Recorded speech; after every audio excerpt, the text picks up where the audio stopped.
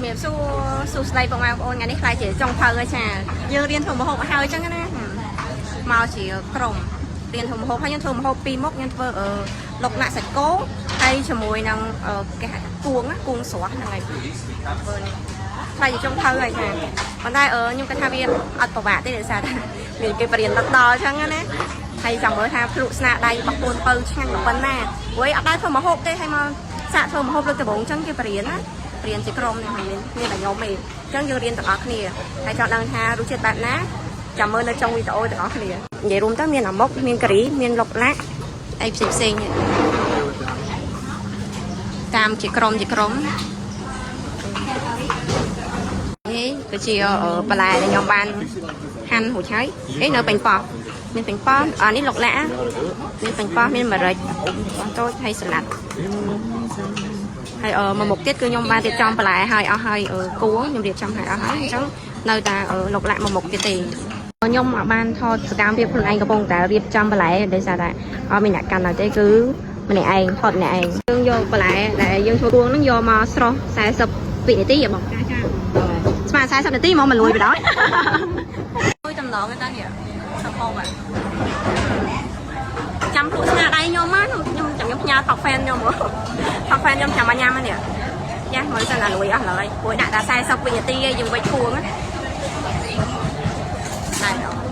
ចុងភៅឲ្យមានដៃខ្លួនឯងឲ្យមានអ្នកគេសរសើរសោះបរទេសធំហូបខ្មែរចានេះគ្រាន់បើជាខ្ញុំទៀតប្រកបគាត់កែរៀនឆាប់ចេះកន្លែងរៀននេះគឺអត់មានអ្នកថ្ងៃទេគឺនៅសៀមរាប cooking class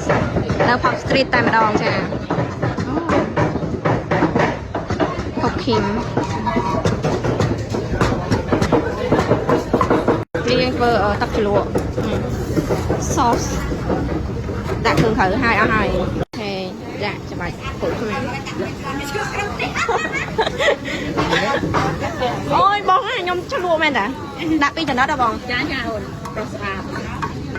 ដាក់រៀងជ្រុលតិចហើយពីណាគេដាក់អូមួយអត់ណាអូ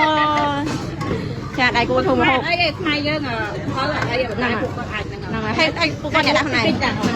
ពួកគាត់ដាក់ខ្លួនឯងនេះម្រេចនេះហើយខ្ញុំដាក់គ្រឿងដាក់អីចឹងណានិយាយទៅធ្វើ2នាក់ហើយបោះទេគាត់ដាក់នេះម្រេចមកកណោឡើងឆ្លក់ហើយចឹងទៅយើងដាក់ចានេះទៅអូខេបងហើយយើងកូរ spicy sauce yeah look like spicy chili a lot of chili chicken powder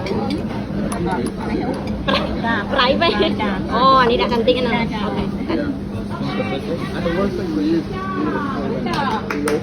2 spoon កាន់ស្ប៉ែតចូលអូខេនេះបន្លែគ្រឿងផ្សេង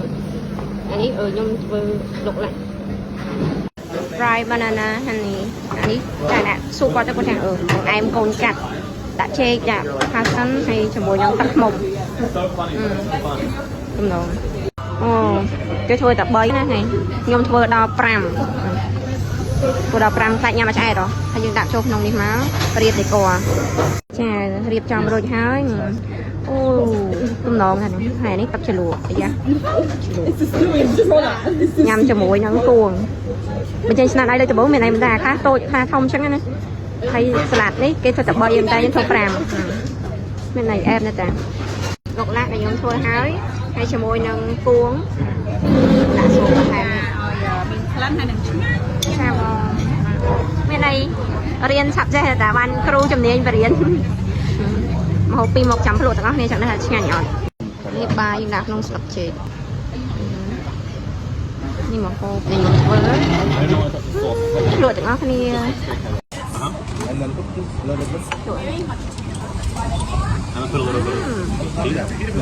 ដែរឲ្យឆ្ងាញ់ណាស់